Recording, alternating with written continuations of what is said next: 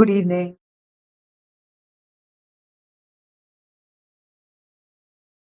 We just wait a couple of minutes for participants to join in, and then we can begin in like another minute.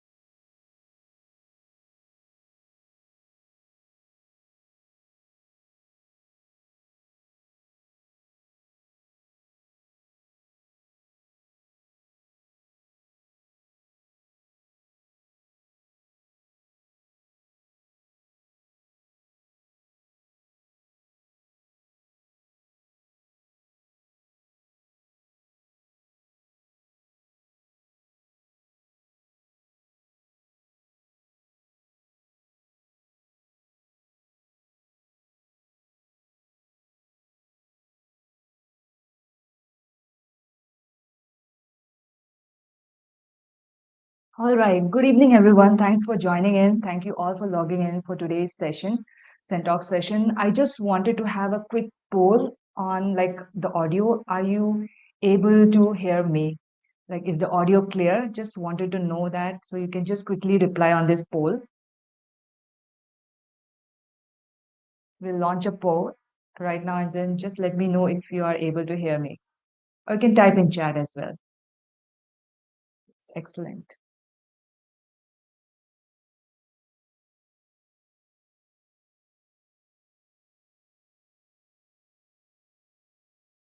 I see that 100% of people say, yes, I'm audible. Uh, Great. All right, let's begin. Um, so today's Syntax topic is aligning learning outcomes and assessments in an overall for harmony in learning. So before we introduce our guest and commence the session, I would like to take a moment to draw your attention to vital information regarding Syntax. As you all know, uh, ensuring a high standard of conduct and maximum engagement is what Syntax stands for. And it is crucial that we address few of the questions that comes across to us now and then and in larger frequency. So there is a small brief presentation before I introduce the host, but let me tell you, we have like an exciting content coming up. Um, Today's host as well as the content prepared is very customized and is a lot of activity based as well. So I hope that you find maximum engagement out of it. Let me just present my screen. Yep. So the points that I'm going to mention today in these slides of like 5 minutes that I'll be taking, I just wanted to talk about how do you leverage Centox in the upcoming sessions as well as more in the future that we are planning to enhance it for betterment. So Centox is facilitated by global facilitators, as you all know, and as you have all seen and watched throughout the journey with us. It aims to offer extensive exposure to the Centa teacher community that you all are part of, focusing on the optimal classroom practices and professional development. Therefore, we anticipate your active participation for these sessions wholeheartedly, by sharing your insights, participating in the activities, the polls that we launch right now, and more importantly, providing the critical feedback to enhance the session. So on that point, let me just move forward that after every Centox session, we do issue the record of participation.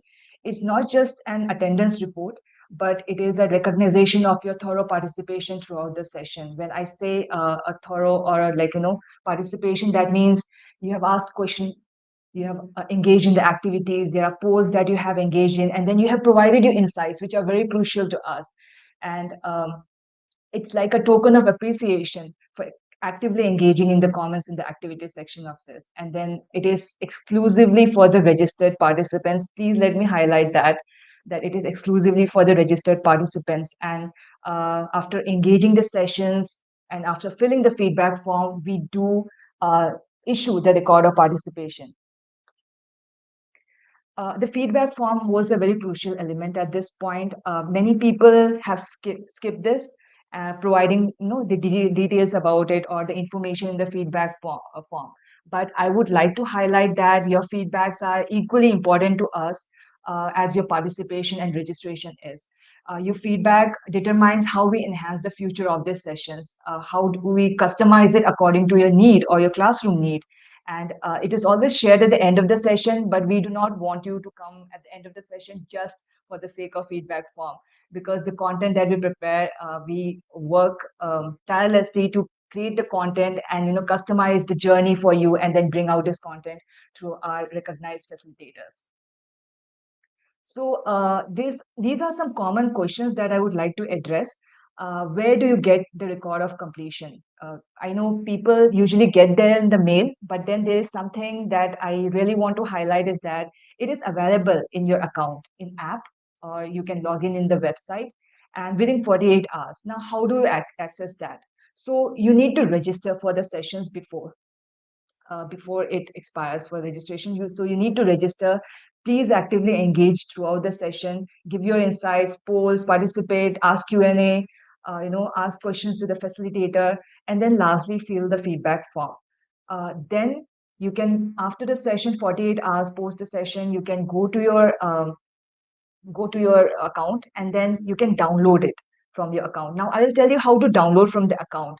But the point here that I want to exaggerate more is that um, it is only for people who have registered and filled the feedback form. Not to forget that engagement is also a criteria. But please fill the feedback form. Please register before the session commences in order to get the record of completion without any hassle. Now, how would you get the record of completion via Center app? If you have not downloaded Center app, please go to Play Store and download the Center app. The link of the Play Store, the Center app, will be shared in the comment later part of the session. So please go to the Center app. If you already have the Center app and if you have already registered for the session, uh, you can go to My Learning. That you can see the red highlighted side. So you can go to Learning, and then post learning, you can go to My Records. So in My Records over here, you can see the session that you have enrolled for, right? Post 48 hours, I'm talking. And then you can click on the icon of certificate. This is the icon of certificate. And you can see that once you click on it, it will show downloading. So home screen, learning, My Records, the certificate icon, and just click on it and it will be available to you. It's via app. So easy. This process is completely hassle-free once you just register it and fill the feedback form, right? This is via app. Now, if you have to go via website, if you have not downloaded the app, I would request you to please download the app.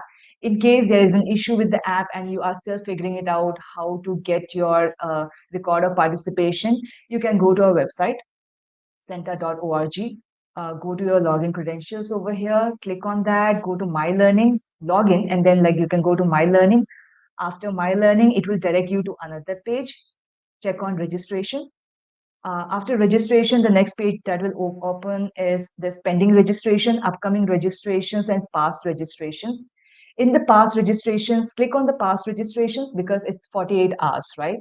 So past registrations, and you can just click on the download record icon, and ta-da, it's available. So these are simple process to get your record of participation. We would really appreciate your engagement throughout the session, as well as feedback that I'm just mentioning it again. And once you download the certificate, please do not hesitate to share it across your profile, LinkedIn, or other social media profile. We would like to know the impact that we are creating and how we are helping you bring the best practices and best practices for classroom as well as for your professional development as well. So with that, I just want to close my presentation.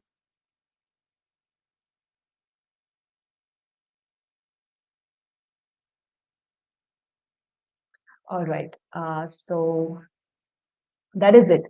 Yes, that is from my end. And let's just begin the session. Um, so as I was talking, today's topic is aligning learning outcomes and assessments. And we have a very special guest today, Ms. Sudipa Mondal. So to give a brief introduction about Ms. Sudipa, let me just bring her on stage so that you can see her as well. Hello, ma'am. Hello. Good evening, everybody. Good evening, Mr. Stogi. just want to take 2 minutes to introduce you. Sure. So, Ms. Sudipa here is currently serving as Manager of Content and Training at Kotak Education Foundation. I know many of you have heard about it. She has 14 years of prior teaching experience across drivers, grades, and boards. Specializing in training content development. Training content development, she leads capacity building programs for internal master trainers, fostering a culture of continuous learning.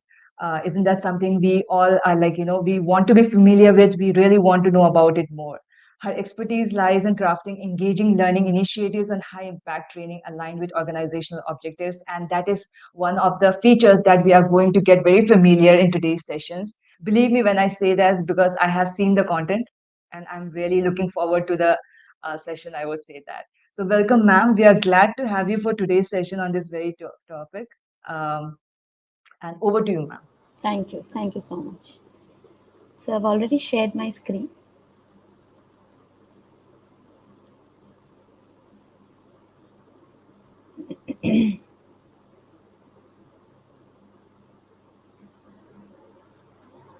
Hi, good evening, everybody. How are you all? May I just get to know a few of the responses in the chat box? Then we can start. Yeah.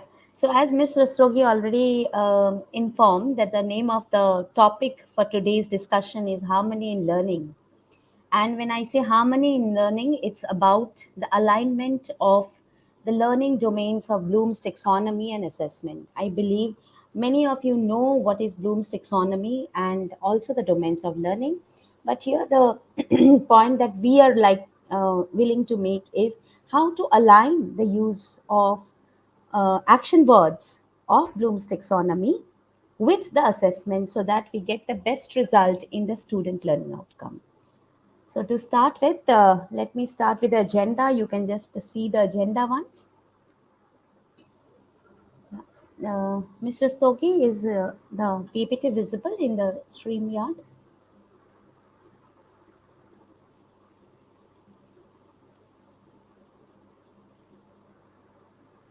Yeah, thank you so much. So it's that we are going to discuss today about the learning outcomes. That is what we are going to start. We are going to discuss a bit about the domains of learning, then going to map the learning outcomes, designing assessments, and align the learning outcomes with the assessment by the use of the cognitive level verbs. In between, there will be a few assessments for which I'll be sharing the questions and I'll be waiting to see on the platform whether you are answering or not. So let's proceed. So, the outcomes that I'm expecting after today's session will be that all of you will be able to name the domains of learning. It is imperative for an educationist to understand the alignment of the domains of learning for the best designing of classroom. Second is whether you are able to identify the valid learning outcomes that we are going to design. Please mark the word valid. We are also going to justify the alignment of learning outcomes and assessments. And we are going to learn how to create assessment for different learning levels for the students by the use of the action words that we will derive from the domains of learning. So, this is a scenario based learning. Can you all see the PPT? Can you all see the presentation?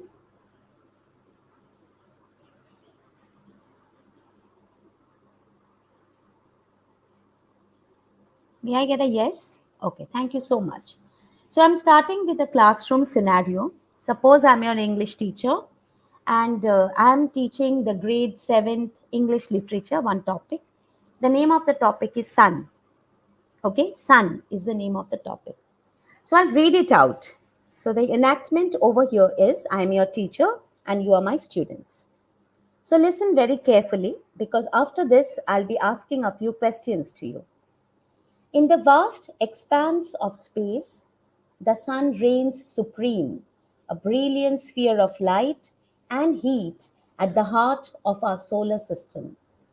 Every morning, as the earth awakens from its slumber, The sun's golden rays paints the sky with hues of pink and orange. Throughout the day, the sun bathes the land in light, nurturing crops and forests alike. Yet, despite its immense power, the sun is a gentle giant, casting its warmth upon the earth with tender care. It is a symbol of life and renewal. And as the day fades into night, the sun bids farewell, sinking into the horizon in a blaze of glory. But its light never truly fades, for it lives on the hearts of all who cherish its beauty and marvel at its majesty. Now I have finished reading this topic, sun. May I get to hear from you one thumbs up in the chat box that you all have understood it, because right now you are my students. May I just get a thumbs up from you all so that I can understand that you have all heard what I have read about the sun. May I get a thumbs up or a yes? Thank you so much. Thank you so much. I can see the thumbs ups. Yes. So now let's come to the classroom scenario. This is called as classroom orchestration. When a teacher runs a classroom session with the students, that is called as classroom orchestration. So in the classroom orchestration, what is a teacher supposed to do? Can you just write down the answer? What is the teacher supposed to do in a classroom for this topic? What is the teacher supposed to do?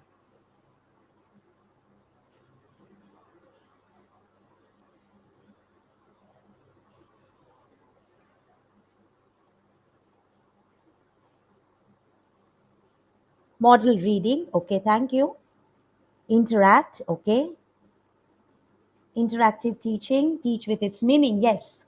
Nice, yes. Facilitates the requirement by the students, reading, interact, vocabulary, yes. I'm picking up a few words. Thank you so much for sharing this, and I have brought here certain things that a teacher would do. Explain interaction, inquiry based questions, okay, I can see, get to see a lot. Testing the previous knowledge, yes, thank you so much. So here these are some of the things that you can see on my screen, right? Read out the topic, modulated her voice with relevant intonations, I did that. Explain the difficult words. Now whenever a teacher is reading the teacher feels that this word is little difficult for the grade 7 students, he or she will certainly tell the meaning of the word, correct? Explain the difficult words, new words the teacher writes on the board, and also the word meanings, right? And certainly, as all teachers that you all are, you will be giving the question and answers. You will discuss or either give them in writing on the board. And then, after your students have already written the answers on the board, you are going to correct the notebooks. Is it that you what you all are going to do? May I get yes? Explain difficult words. Read out the poem first. Yes. Thank you so much. Is it that what a teacher is supposed to do? Yes, may I get a yes? Okay, thank you so much. I can see a few yes coming. Okay. Now, what is a student supposed to do? Can anybody answer? Yes, explain the words. Yes. So, a student is supposed to do all these things after the teacher has finished the topic. The student is going to read the topic after the teacher. Student is going to learn the word meanings that the teacher has given. Student is of course going to read the question and answers and learn the answers if required. Yes, some of you have written ask doubts. Yes, the students will also ask doubts.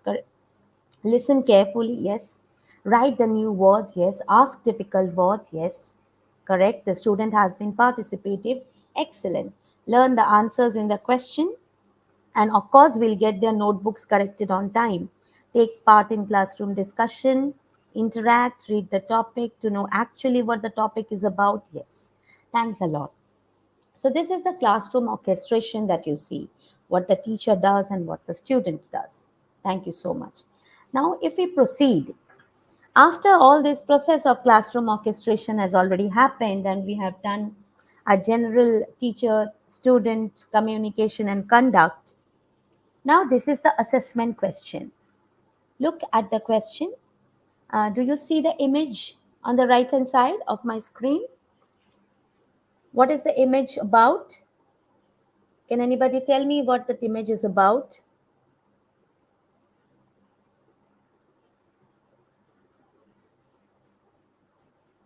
Yes, what is the image about? Can anyone write it down? It's a satellite, okay. It's a satellite. Yes, it's a satellite.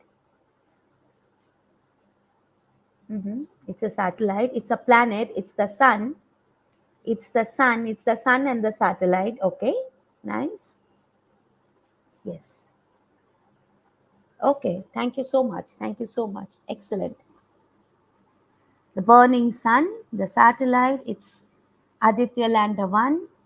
Yes, it's the satellite on the surface of the sun. Aditya Yan, satellite, satellite revolving around the sun. Excellent, excellent. Thank you so much.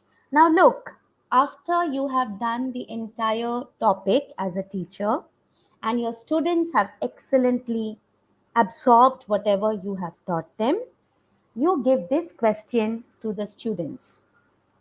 I'm reading out the question. Reflecting on the challenges faced during Aditya lander mission, how might advancements in space exploration technology and our understanding of celestial bodies benefit from the data collected, and what implications might this have for future mission to explore the surface of celestial bodies? This is a big question. I can understand.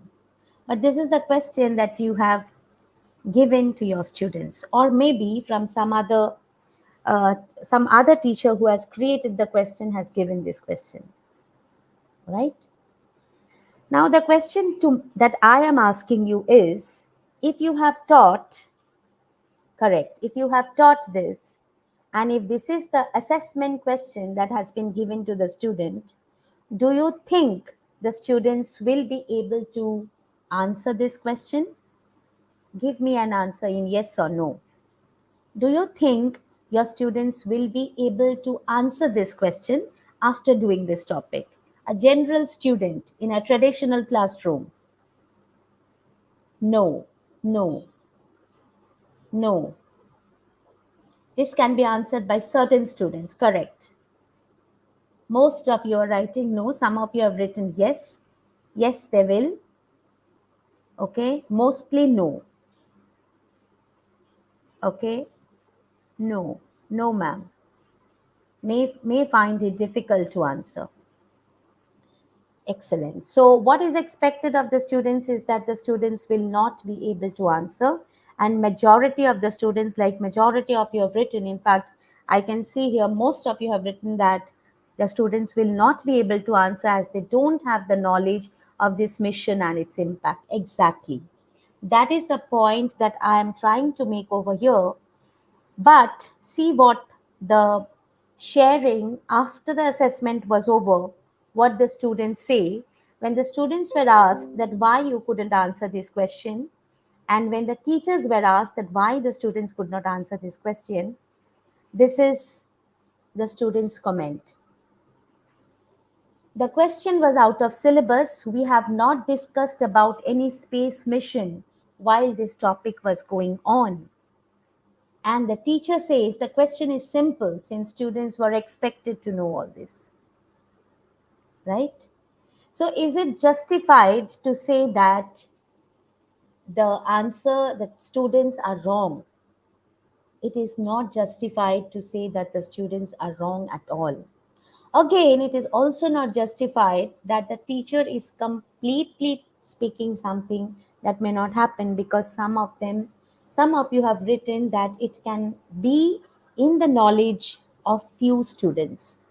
But when we make question paper, We don't make it for few students, we make it for everybody. Therefore, on account of this, if we try to evaluate what went wrong to address the mismatch, it comes like this in the sequence. The teacher taught brilliantly, and the students have put in extreme good efforts. Students could not answer the question, right? Therefore, there was a mismatch. What issue caused this discrepancy is what we are trying to address. What issue caused this discrepancy that brought a difference in the inputs and the anticipated outcomes? The problem that happened was in the stage of planning. In the stage of planning. Can anybody tell me what was the mismatch due to? Can anybody answer? What issue caused this discrepancy? Why was there the mismatch? We have to create assessment for all learners. Yes, correct.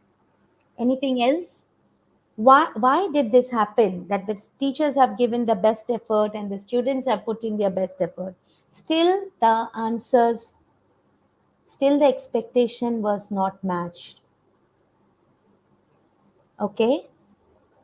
Yes, somebody has written. What I wanted to know is that there was a problem with the teacher should have kept in mind that there is mission related sun, and in the chapter it is related, but there was no uh, discussion done on this. Teachers should have been discussing on the current development, correct? That's also true. Planning was not done carefully. That's very true. Objectives and outcomes were not planned. Excellent. I have got my answers, and the answer is that setting the learning outcome exactly contrary to what you are saying, contrary to what we do. We have spent a lot of time in designing the learning outcomes, right? Whatever we are going to teach and whatever we are going to assess the students on should be completely in sync. Or even if I go by backward calculation in the senior classes, if you are going to ask these 5 questions, then nothing in alignment with these 5 questions should be missed when it comes to imparting the knowledge during your classroom session. Thank you so much, participants, for bringing it out that proper planning is extremely important for a teacher, and I can see your answers. Assessment not matching with the outcome is what we are going to discuss today. So, when we talk of learning outcomes, what is learning outcomes? Can anybody write it down for me? Learning outcomes are certain statements that describe what a learner should know, what a learner should understand, and what a learner should be able to do after completing a learning experience. They articulate the intended achievements, what the learners are expected to gain after a particular topic or a learning experience is given to the students. This is called learning outcome. So I'll wait here for a minute to understand what you understand by learning outcomes. Yes, whether the goals are realized, what a student should know and understand, but learning outcomes are different for each student. That's very true. Learning outcomes are the knowledge gained. The learning outcomes is the purpose of learning the topic. Expectation of a teacher from the student, excellent. And even it is the expectation of a student from the teacher or the entire learning exercise. That's also true. Proper prior planning prevents problems, extremely valid. Yeah. Yes, yes, somebody has written third. Learning outcomes is actually encompassing everything that we have discussed over here in this slide. What learners should know, what learners should be able to understand and implement, what the learners should be able to do after completing a learning experience. Correct. Thank you so much. This was the first part, that is learning outcomes. And like many of you have written there in the chat, what is learning outcome going to be, or how much time should be used for planning, plays a vital role for the teachers. Now, when we design learning outcomes, few things are to be remembered, right? First thing is learning outcome has to be defined from the learner's perspective. Just now in the chat box, some teacher participant had written that it differs from student to student. Exactly. It differs from the learner to the learner. Even I have experienced that for the same grade, different schools do need to create different learning outcome. It also depends on the type of students you are catering to. You may also find that in a particular class, if there are 2, 3 divisions, the outcomes that are framed by the teacher may be very different for the different divisions. A, B, C, it may differ. Correct.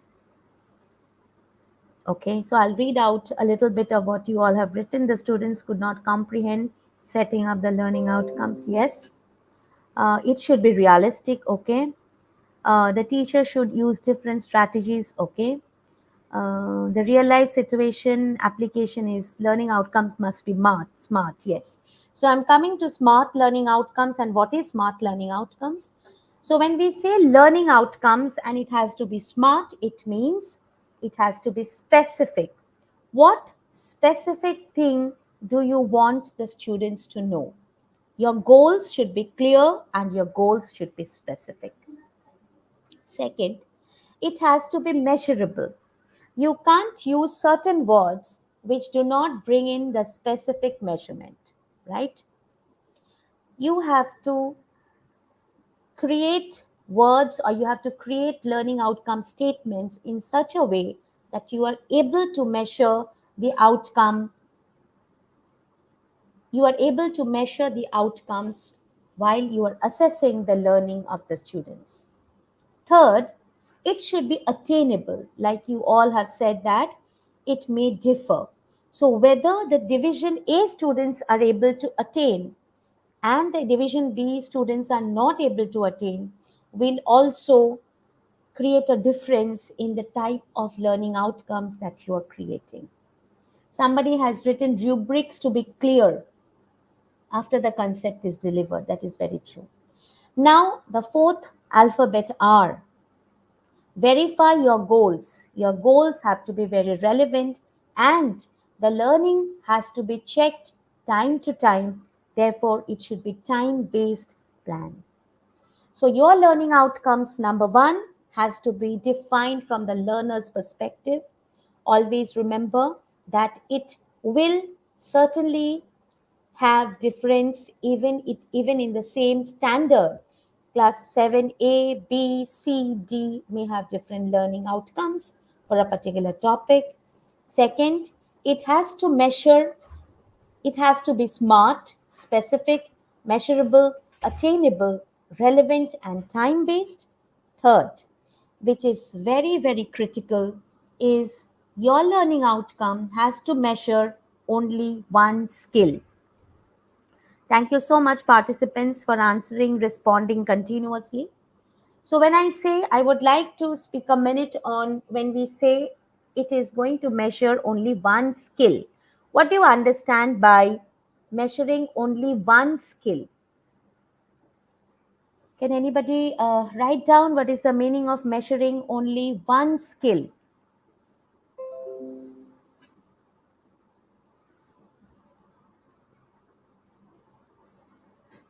Yeah, I'm just waiting for understanding what is one skill according to you. Cognitive, okay. When I say the word skill, you have to be a bit careful about what is skill. What is skill? It's we are just becoming too much probably teachers and we are all the time reading skill. Yeah, competency based, cognitive, critical thinking, motor development. Okay, excellent. So I have got two realistic words: reading skill, motor development. As per Bloom's taxonomy, communication skill. Okay, communication skill. Life skills to be included. Yes, of course, life skill has to be included. Reading skill, I have got another answer. Writing skill, listening skill, reading skill, creative thinking, analytical skills, thinking skill, okay, comprehending skill, collaboration, life skill, able to sort, that means able to analyze, interdisciplinary linkage, self esteem. Thank you so much. And we stop here. And when we do a quick check, okay, we'll do a quick check of which of these learning outcomes are smart. I hope you all remember the word smart, right? Now I'll bring in questions one by one. You have to say if it is right or it is wrong. The learning outcome has been created correctly or it is wrong. Okay, now back to a quick check. Which learning outcomes are smart? Now look at this learning outcome. Students will be able to recall the name of Mughal kings. Students will be able to recall the names of Mughal kings. Is this a smart learning outcome? Write down yes or no. Is this a smart learning outcome? Yes or no?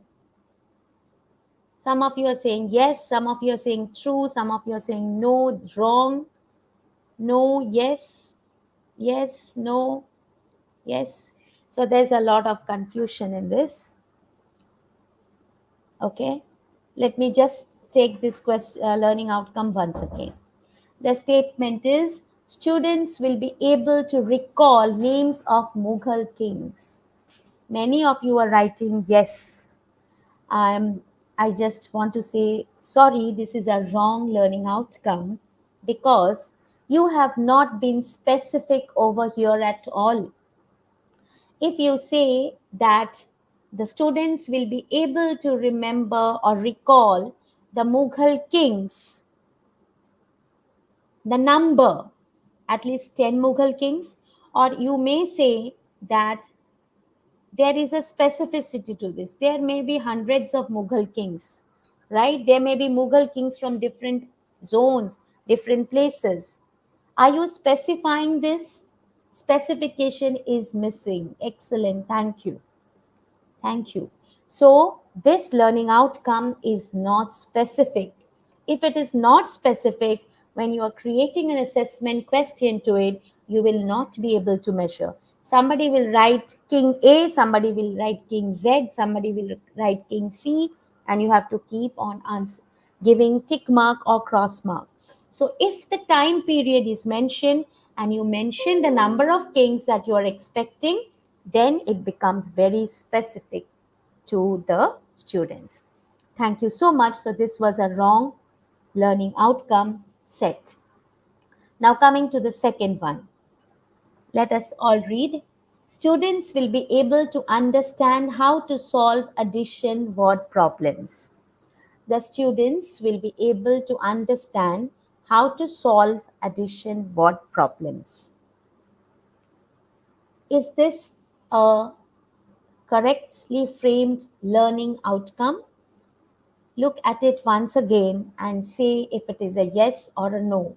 I can see many yes are coming up. One no in between has come. Yeah. Okay, all yes, yes, some few no, very few no. Yes, yes, yes, yes, it's measurable. It's recall level, it's cognitive. Yes, yes, no, psychomotor skills. No, no. Okay, now let me come back to this learning outcome once again.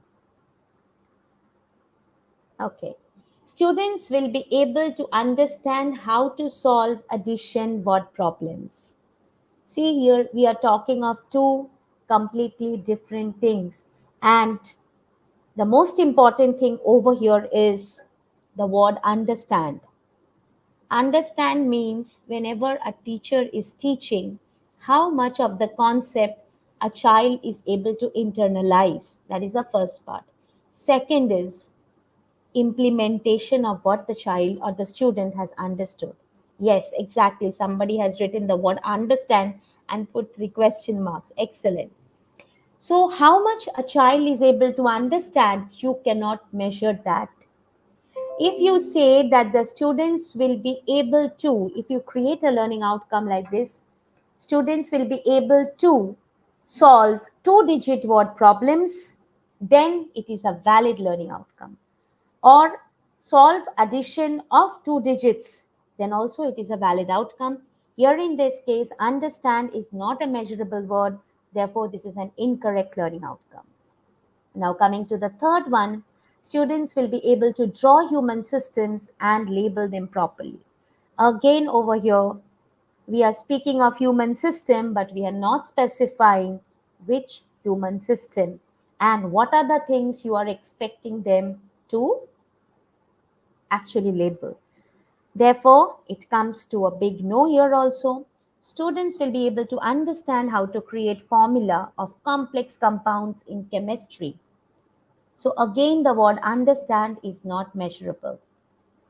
Therefore, whenever we write learning outcomes, how are we going to create it or craft it is very important for a teacher.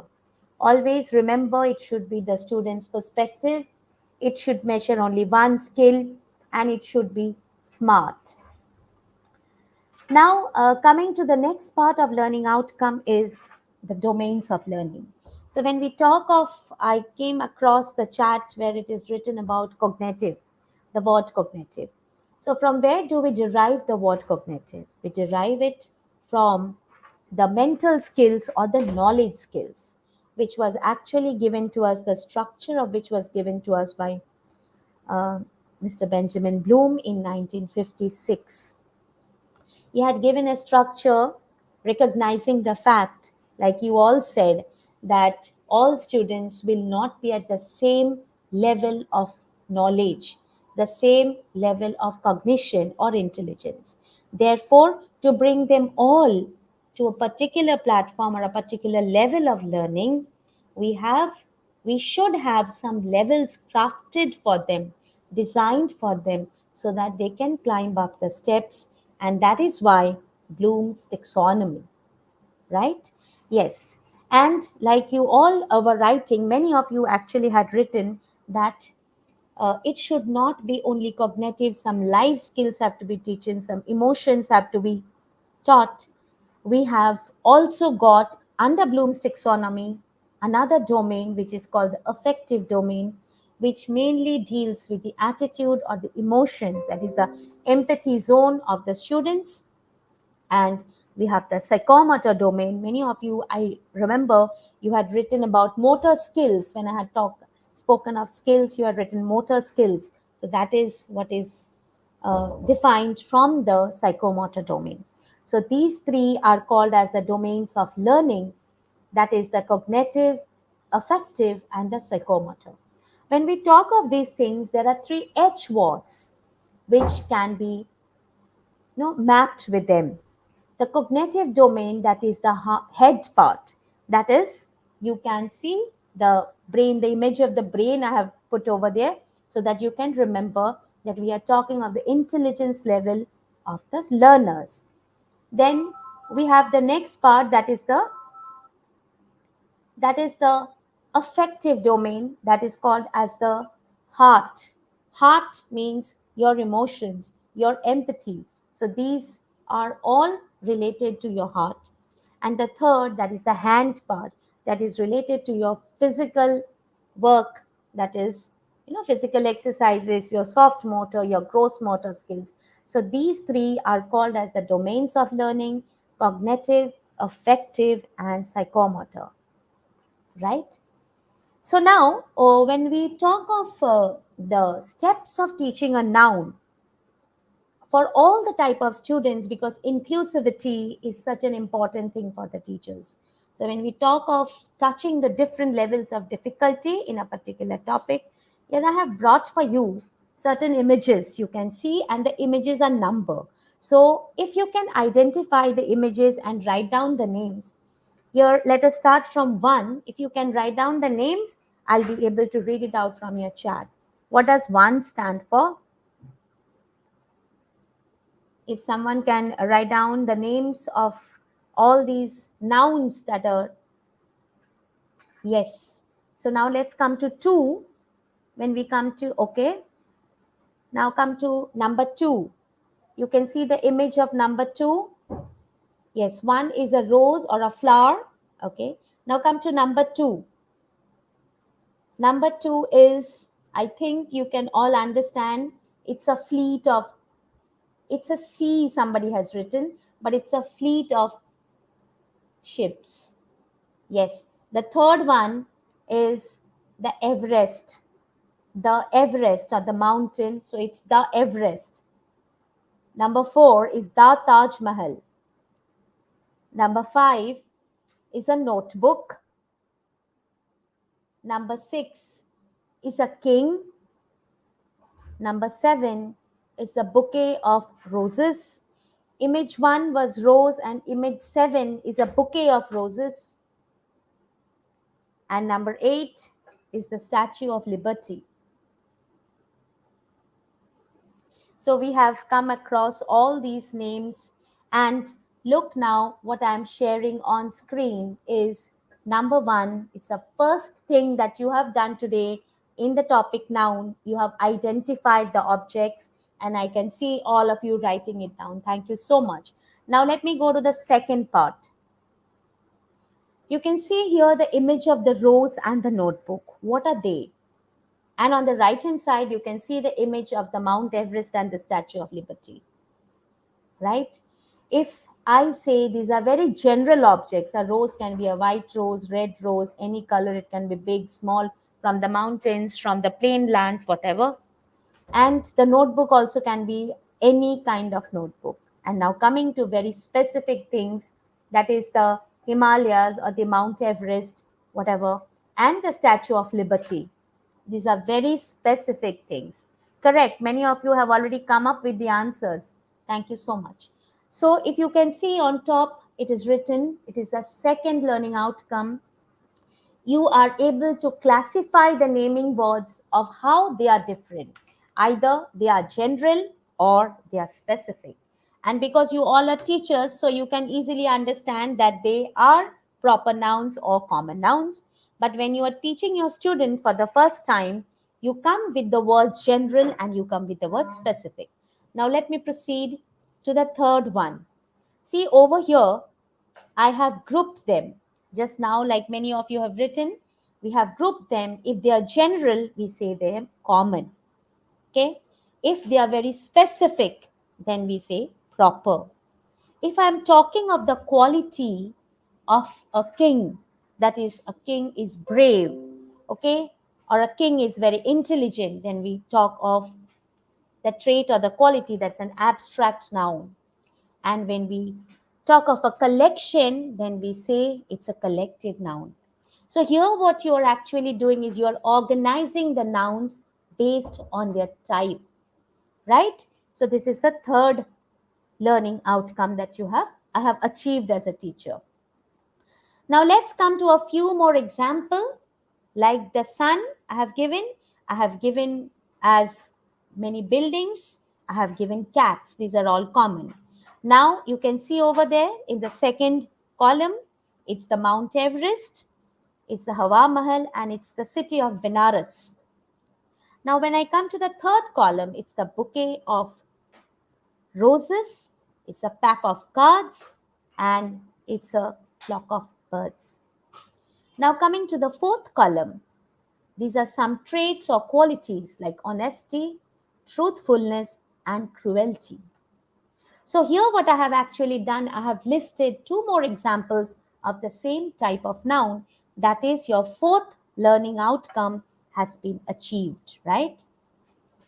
Now see, when I have already as a teacher taught you the types of nouns and you have given me examples, what I have done is I have given you an image where I have given you multiple images where in the center you can see there is a zoo, right?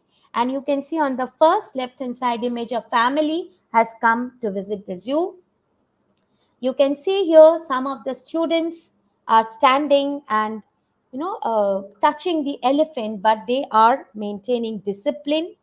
You can see just below the image of the zoo, there are some small children who are standing in queue to enter the zoo. You can see the animals are inside the cage and people are watching them from outside. And at the end, you can see the monkey who has been caged. So, what I'm trying to create from this is to develop the writing skills among my students, that is, you all as of now, to create a small write up on Ram's visit to a zoo, right? So, when I say it's a Ram's visit to a zoo, and I have given you these 5 images, I am actually trying to bring all the 3 domains of learning. You will be able to use so many things over here. See, first, you will be able to use the proper nouns, that is Ram, and you can name his brother, sister, his father, and his mother. You can use the names of the other animals, the zoo, right? They are the common nouns. You can name the collection of the different animals. You are using some a collective noun like the queue of students standing. You have used a few abstract noun. You can use a few abstract nouns like cruelty to animals. Sometimes caging is considered as cruelty to animals, right? So, if you want to teach empathy to your students, you can discuss a bit about how animals are being killed incessantly, and also you can discuss about the extinct animals, you can discuss about the endangered animals. You are also teaching them certain rules, like if you want to enter a zoo, you cannot haphazardly enter. When you are standing outside the cage of any animal, you should not give them certain things like food and all, which is not allowed. So here, when you are giving them to create a small write-up about zoo, you are taking them to the level where they are bringing in completely their newness, their own creation in writing, and also as a teacher, you have brought in all the 3 domains of learning: cognitive, affective, and psychomotor, right? So, what have I actually done? I have used Bloom's level of learnings, that is the Bloom's taxonomy cognitive domains, and used all these levels: remember, understand, apply, analyze, evaluate, and create. What I have actually done over here while I was creating the learning outcome is I have used these words, which are the action words. But remember, these are the action words. If you want to create a learning outcome, you have to use these learning words. I'll take you back to what I had created.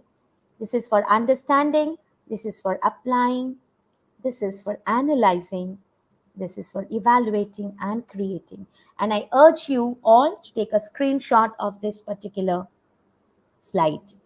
If you use these action words at the beginning of the sentence, a student will be able to identify, or a student will be able to list, a student will be able to tell, a student will be able to explain. See, I'm using action words and I'm stressing on that action words. They will take your students to different levels of learning. Now, if I give you a very simple example, like the steps of creating question as per the level, in a zoo, right? This is the topic. Remember, name a few animals generally found in the zoo. Now, the second is compare the domestic animal and wild animals, or you can compare the animals in the wild and in the zoo. Why do people visit the zoo is the apply level question. What are the benefits of What are the benefits of keeping the animals in a zoo? Justify if caging animal is harmful or beneficial for an animal. Create a research study on the present condition in the number of endangered tigers in India.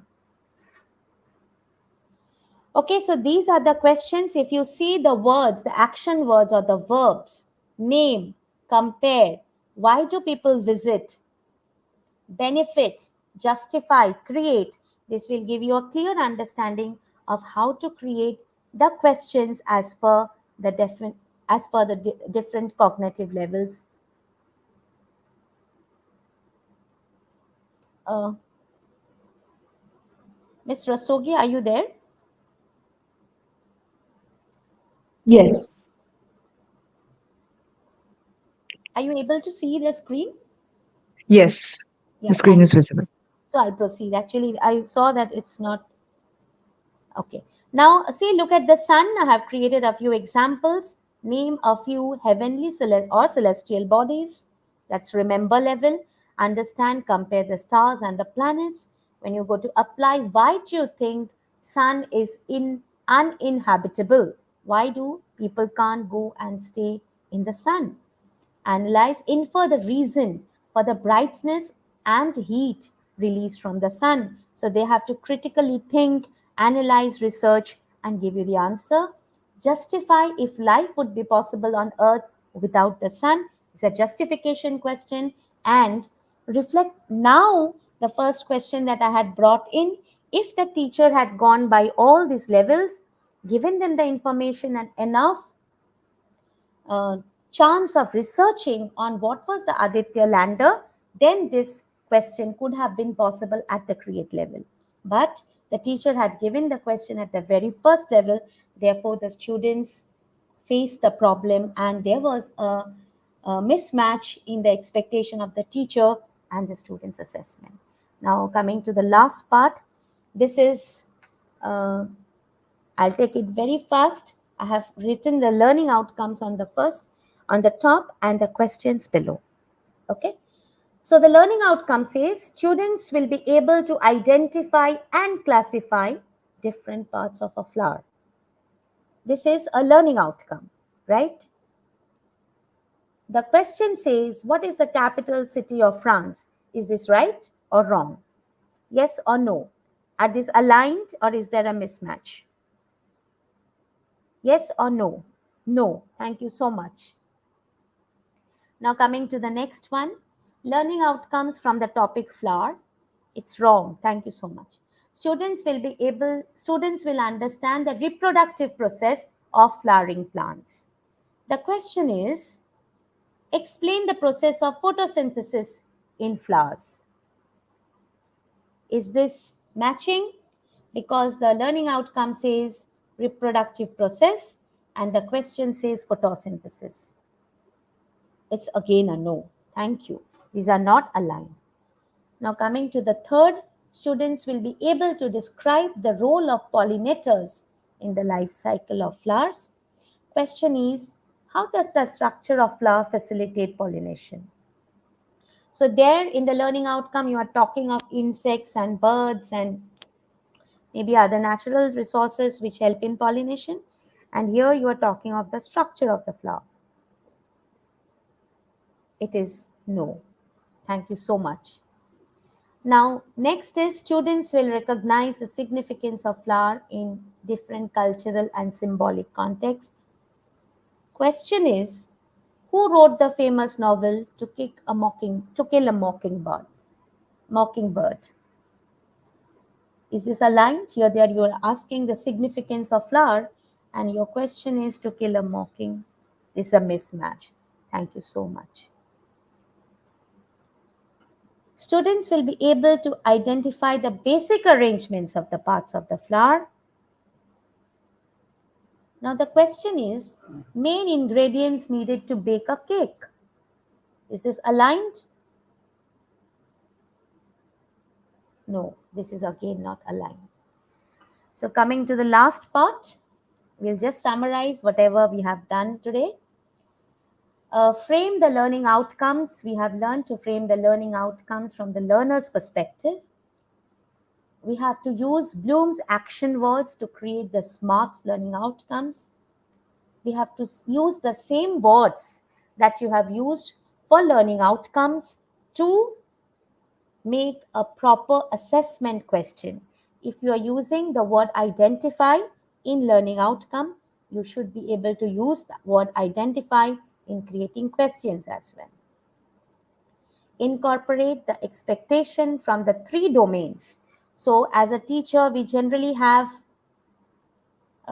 the we generally have the practice of using only the cognitive domains because we are so much into um, creating the knowledge level questions, but it is also that you have to use the affective and the psychomotor domain, that is bringing the empathy part and also the motor development or the psychomotor skills among the students. So the learning outcomes have should show all the three domains are coming in for the holistic development of the students.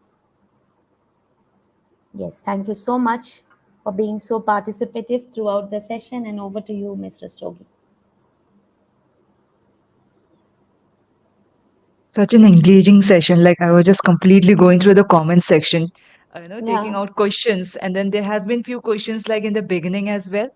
But Hmm. then, like as the questions comes in, please, participants. I know, like throughout the session, there has been quite an engagement. It's time that you put out the questions for Sudipa ma'am to answer. Uh, we although we are like out of our time, but then still would like to take some questions. So please put your questions in the chat and we'll take Great. them in. So while the questions come in, ma'am, I just wanted to share my my takeaways from the sessions.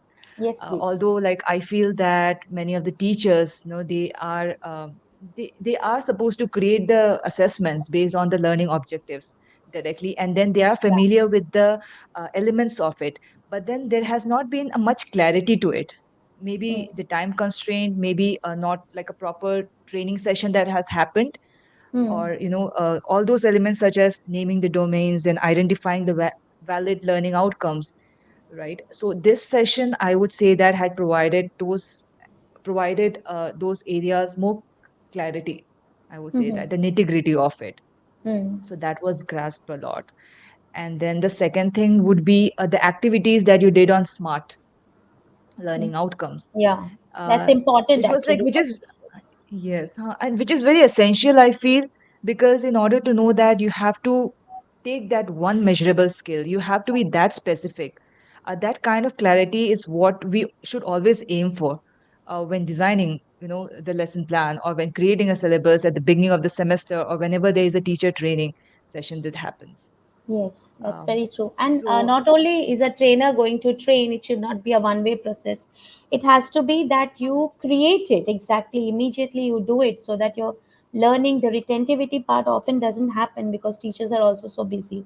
So, like just now, they had a session on this. If they can go back and invest 5 minutes to design at least three learning outcomes, even from the lower levels of like the remember, understand, and apply level, if they can use these three levels also to create three or four learning outcomes, it could be very helpful for them. true, So it's always a practice, and the more specific, the more analytical you become when you are designing your own learning outcome. That's going to support you to create, the valid learning outcomes or more specific learning outcomes. okay. And of That course, ultimately using will show, huh? Yeah. action Sorry. words are very important. It is imperative for a teacher to use the action word that I have shown and I had written over there. That take a screenshot of that, and when if you share the PPT, also ensure that that is used. When we use, half of the problems are solved actually. True, true. I'll That's just take a couple of questions at this point. Um, Chitra Rola ma'am has asked, does this smart applicable for all level of students? it is applicable for all level of students. However, Chitra ma'am, I would like to respond that when you are talking of the skill development, which is such an important thing for our students now, and you are an English teacher, then probably you can use the LSRW rules, that is the the listening, the speaking, the reading, and the writing. So often it happens that when we come across the LSRW rule, we feel that a little bit of less of measurement happens, less Mhm. measurement.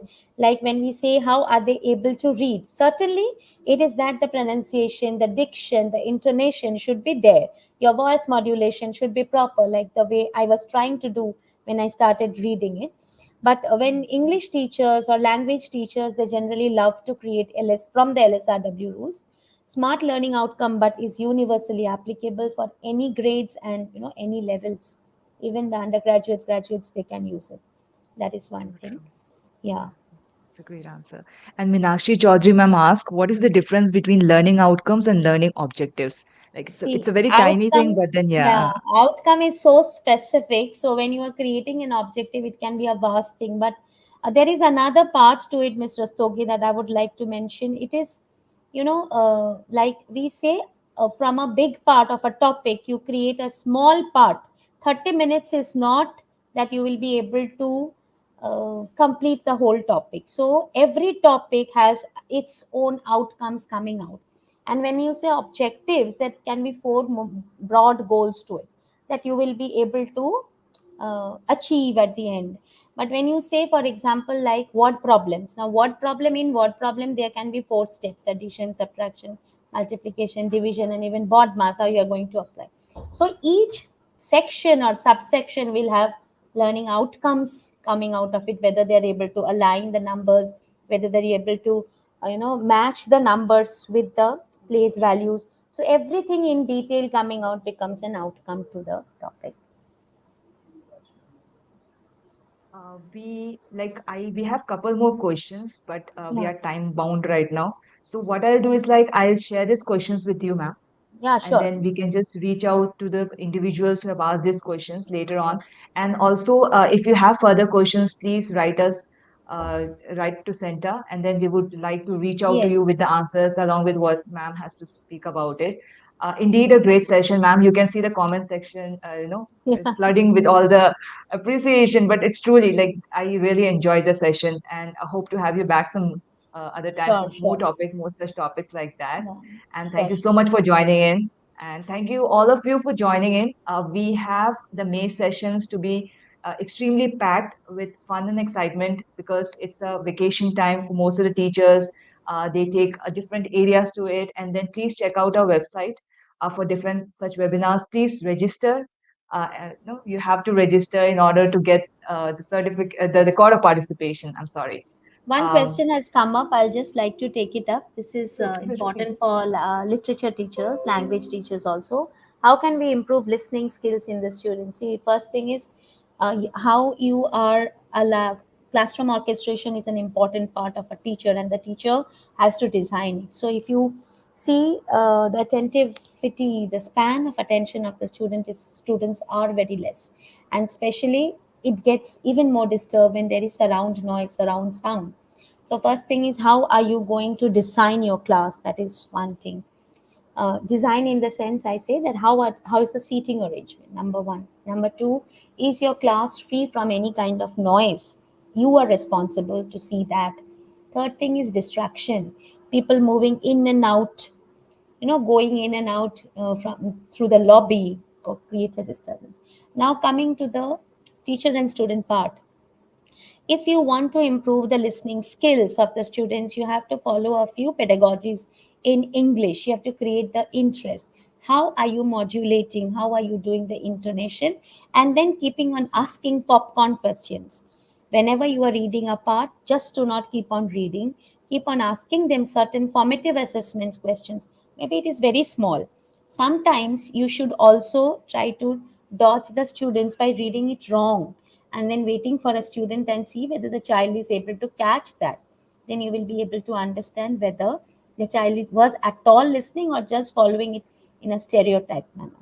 So that is also important for a teacher. It's teacher's work is not only to deliver a session, but how impactful the session is also a teacher's work. So you have to use Right. a lot of pedagogies in English. Maybe in some time, Mr. Sogi, we do a session on pedagogies also Sure. for our So teachers. it's more like crafting, Yeah, for it's the crafting complete completely. engagement level. It is Yeah, crafting. it is True. crafting All right. completely. So, all right. Thank you so much for joining in, ma'am, and Thank thank you you so much. everyone for joining in. We promise to have more such sessions in upcoming days. Sure, sure. Have a very good night. Thank you. Bye bye. Thank you so much. Thank you, everybody. Bye.